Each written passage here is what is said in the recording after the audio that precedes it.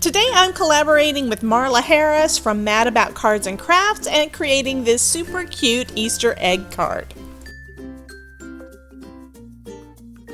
Hello and welcome to Debbie J's Crafting Corner. I'm Debbie and each week I show you how you can create awesome cards and other crafty projects. Because if I can make it, you can too.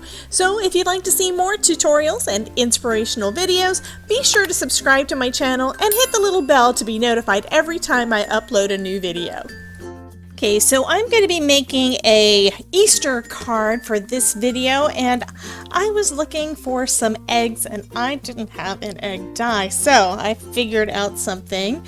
I just used my balloon punch and made a cute little Easter egg. So I'm going to show you guys how I'm doing that, and I'll put together a nice cute little card here. And this stamp is from Stampabilities. Let's see if I can look at it without getting ink all over myself. And does not have a name on it, and it is copyright 2012. Anyway, I had gotten, this end has it, chevron background. So it's from Stampabilities, and I got this one a while back at Hobby Lobby on sale. You can see that really good sale from back then. And I had not actually ever used it. I just went through a box of a little bin that I've got of different rubber stamps that I've actually never used.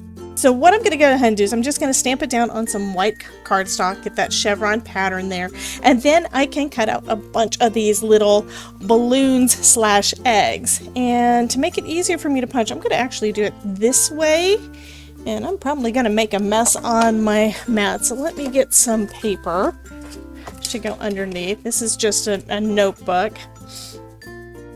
So I'm going to go ahead and just stamp that down.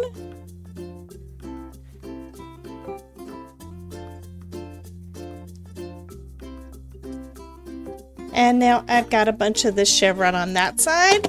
And I don't care that it's a little bit, splotchy because I've never used the stamp. I don't really care because I'm going to be cutting this out into lots of little eggs. But this is going to be so stinking cute. And let me just line it up on this side. And go ahead and stamp that one down. Okay, so I've got one panel that I need to let dry. Actually, I think it might be neat to add some embossing powder to that too. So let me grab that. Okay, so I'm going to use some Wow clear embossing powder, which works out really well because guess what? I did not use any embossing buddy or anti-static tool on this, and it may have already dried too much, but that's okay.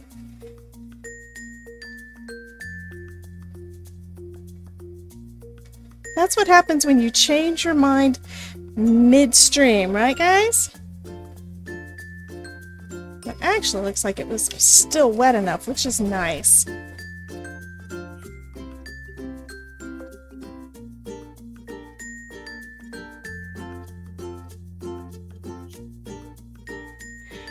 So the next thing I'm going to do is use something that I normally just use for, say, birthday cards.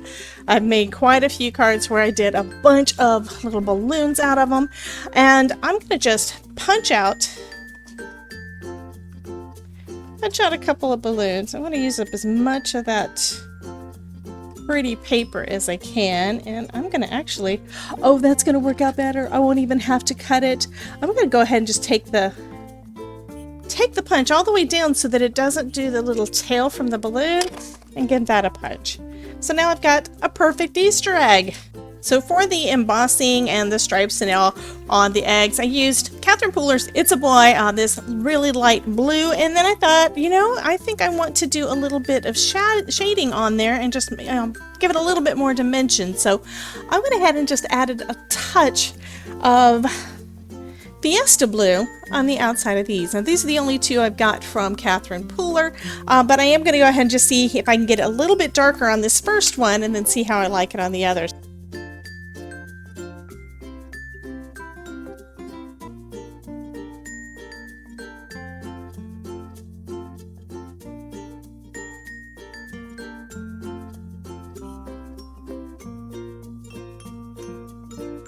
And the colors are very similar. They're not really that drastic of a difference between the two, but I think you can see that does give it a little bit of dimension there.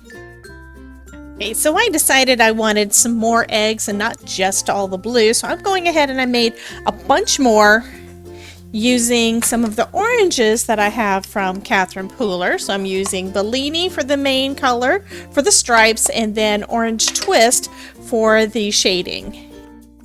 Okay, I decided I wanted to put my cute little eggs into some kind of a basket, but I didn't have a basket stamp or die or anything like that, so I'm going to just make one myself. And I really like this pattern. This is from the Simon Says Stamp Quilted Hearts stamp. I of course had my camera turned off, so you didn't catch me doing that piece, but what I figured I would do is I would just use this kind of quilted pattern, and this is just another one of the piece from that file folder, and just cut out a somewhat large basket shape for my little eggs to go in. Okay, so I am backing myself up a little bit again. This piece is actually the correct one. So it is the one that I cut off from that end. So switching it to this side should create the exact same .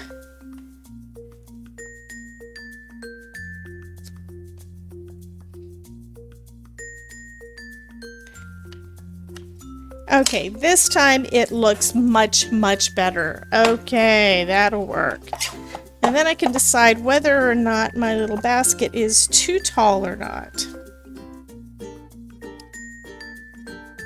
So the eggs are pretty big, and I think that basket's going to be fine like that. So I'm not going to trim that any further. I am going to distress the edges a bit though. Okay, so to distress it, I'm just going to use a little of the Vintage Photo Distress Oxide.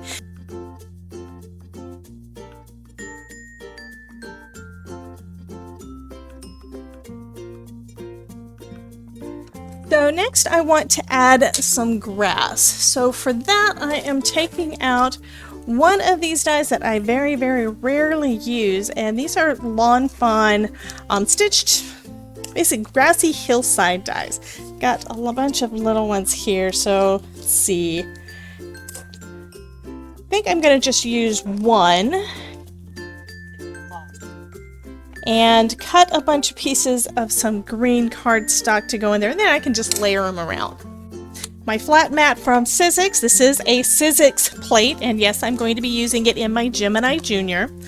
I've got my magic mat, and then I've got this piece of cardstock with my little grass die. I'm going to just put my Gemini plate on top and run that through my machine.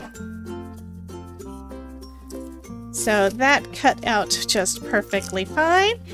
So I went ahead and cut another couple pieces of green cardstock into some more grass because I wanted some grass to go along the bottom behind our little, in front of our little basket, and this is going to be adorable.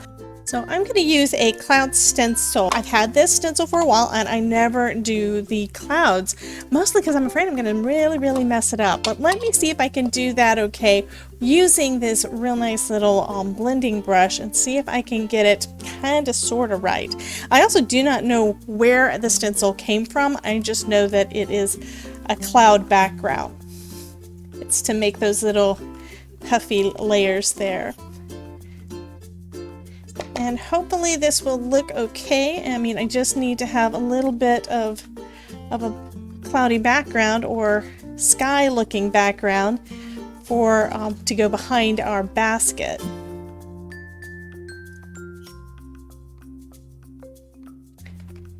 And so far it's looking okay. I think I'm going to switch it around and use one of the other shapes to add a little variation. And this is probably about far enough. I'm going to have my basket to the side, so this side really doesn't need any more inking, but I do need some more on this side. I think I'm going to turn that one more. Actually, I'm going to flip it. And add a little more on this side. That's probably all that I need.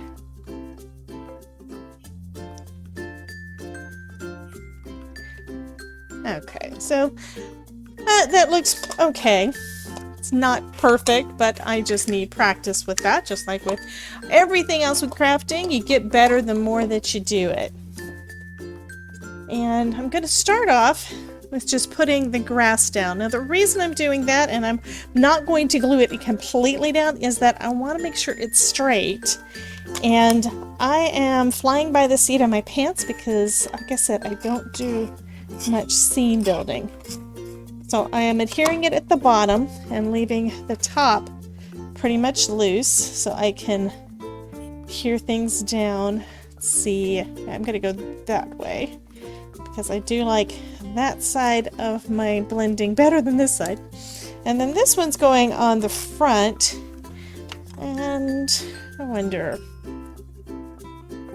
that would be cute. I'm going to put one of the eggs behind this piece of grass, so I do need to leave the top part pretty much. Actually, I'm going to just adhere this side and rub some of that adhesive off. With dot liner adhesive, you can usually, if you change your mind, you can rub it off. And then once I'm done, I can adhere that down more fully.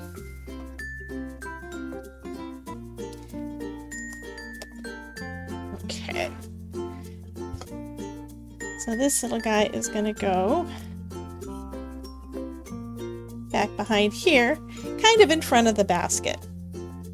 And the basket is going to be behind this other layer of grass. Oh, that's already looking good, but it is too tall, so that was something I wasn't sure at the time, but I'm going to go ahead and trim this down a little because this is too tall of a basket. So let's see, this one is right now 2.5 inches. I think I want to cut, I'm going to just start off with a 1/2 inch, and if I decide it's too much, then I'll cut more. I mean, if I decide it's not enough, I'll cut off more. So I'm just lining up the top with the 2-inch mark and cutting off the bottom. Okay, let's see what it looks like in here. It's also, I have to take into consideration that I'm also going to be trimming the panel down a little bit too. Of course, I can trim it down after the eggs are in there, and that should still be fine. I think I want to put a green egg in front, I mean an orange egg in front instead of the blue, because that blue one kind of is, there we go, because the blue one was kind of merging in with the background of the sky a little bit too much. Okay, so I can have that position. I'm also going to put the grass in the basket as well, but I want to get a little bit of an idea of how I want to have these placed.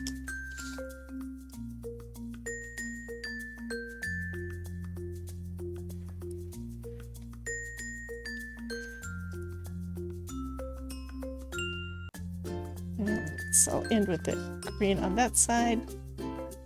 So I want more of I want more orange in there, I think.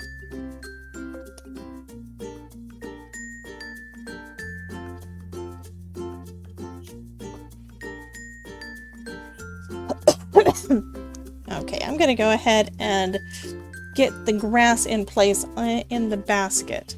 This was the piece that I'm going to use for that little bit of green to come out of the top, so I'll go ahead and add this adhesive onto my grass. And I can just position my basket on top. So we've just got that little bit showing there, and I did go over with that adhesive, so I'm just rubbing some of that off.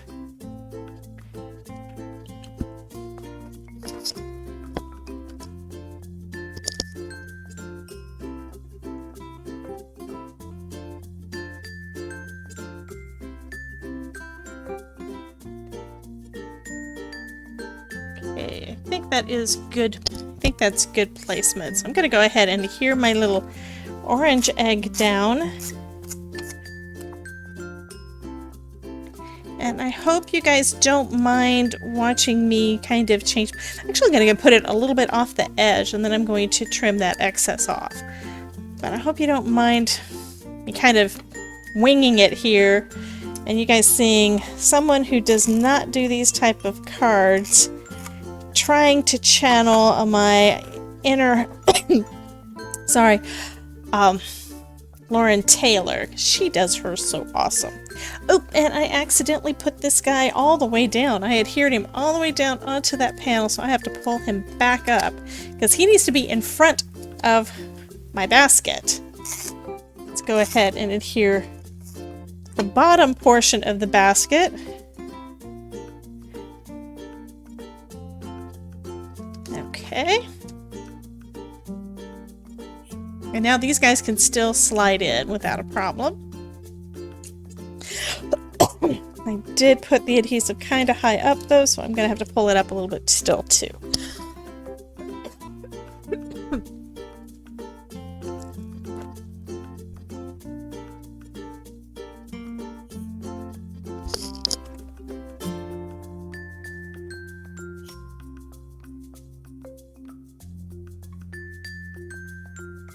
Oh, I think that'll look cute too. Let me pull some of this up.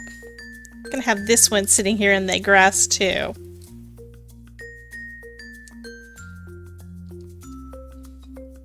Oh yeah, that is cute.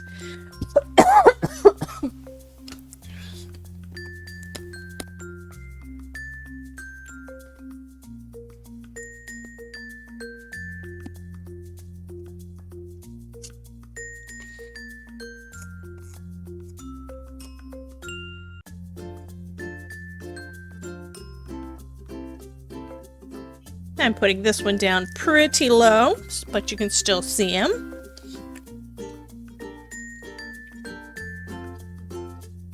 And then this one I think I'm going to have covering part of him. And I do want another blue one on the other side. I'll have this blue egg here, kind of upright, and then the orange egg kind of in front of both of them.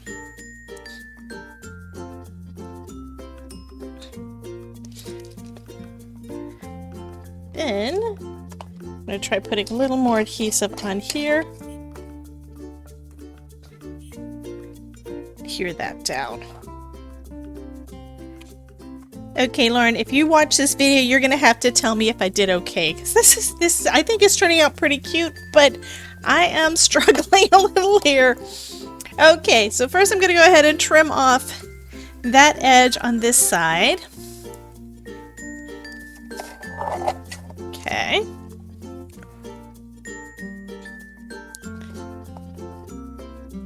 I also want to make sure that the bottom is flat and straight, because sometimes when you cut a card panel, it's a little bit off. So let's make sure that that is squared. And then on this side, I can cut it as well. See, I've done both of those sides. Let's trim the top. So I'm going to cut this down to 4 inches. That'll give me 1/8 of an inch white space all around. Okay. And then this side wound up being pretty much the right size, so now I can cut it down to 5 1/4.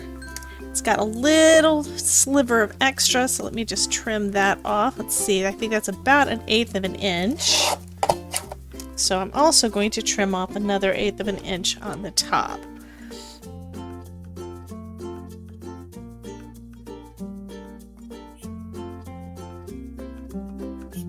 Okay, so now I had to go and hunt through my stash to see if I could find a sentiment, a happy Easter sentiment for this, because I don't really have them.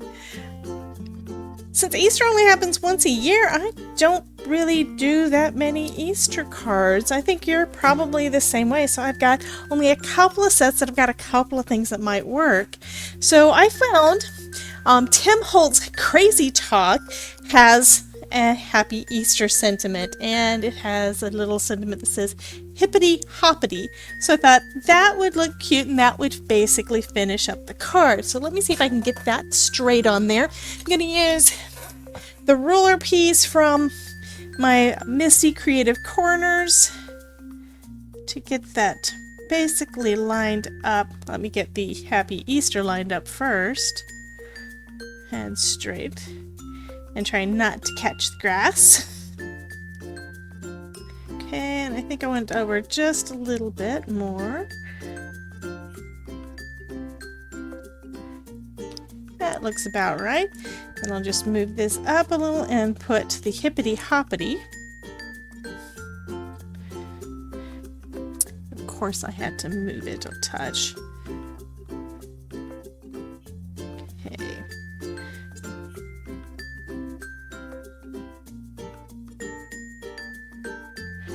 And I think I want the Happy Easter to be moved over just a little bit too.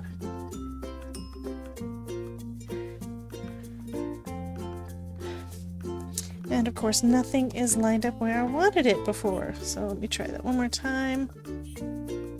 Coming from the bottom. Kind of center it in what little space I have left that doesn't have anything on there, and then bring the hippity hoppity and try to somewhat center that as well. I'm going to say that that is close enough. And I'm doing this in my stamp platform because I want to make sure that it gets a good enough impression. I do have some layers of cardstock here, and that could cause it not to do as well. I'm also going to go ahead and use some VersaFine Onyx Black ink for this so I can get a really, really black stamping. Let's tap that a few times and then gently press it down. Oh my goodness, that came out perfect! And I'm also going to heat emboss that little piece with some clear embossing powder from Wow. So let me go ahead and get that poured on there real quick.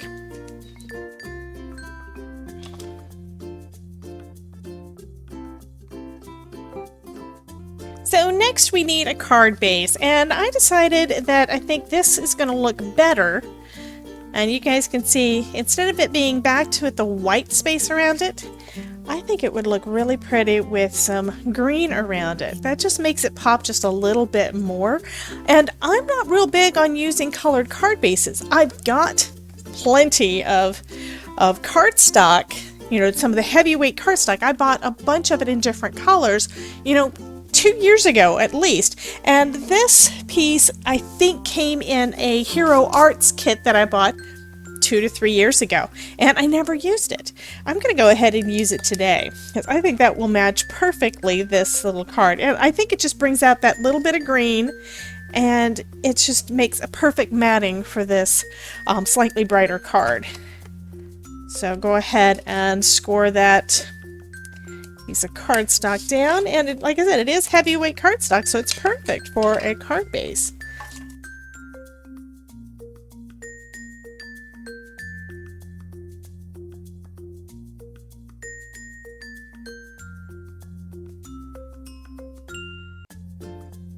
Try to get that pretty much centered, and that looks pretty good. And then, although the inside is light enough, you could sign it without a problem. I think I'm going to also still add a piece of cardstock on the inside.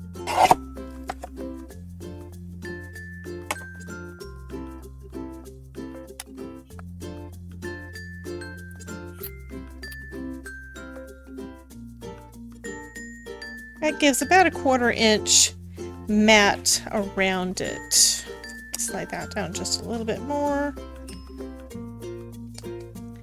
Okay, and then I think I'm going to put a couple of those extra eggs in here. Oh, that's going to be cute. Let me go ahead and put some adhesive down on that. I don't always put extra things on the inside, but I may have to start doing that because this is just adorable.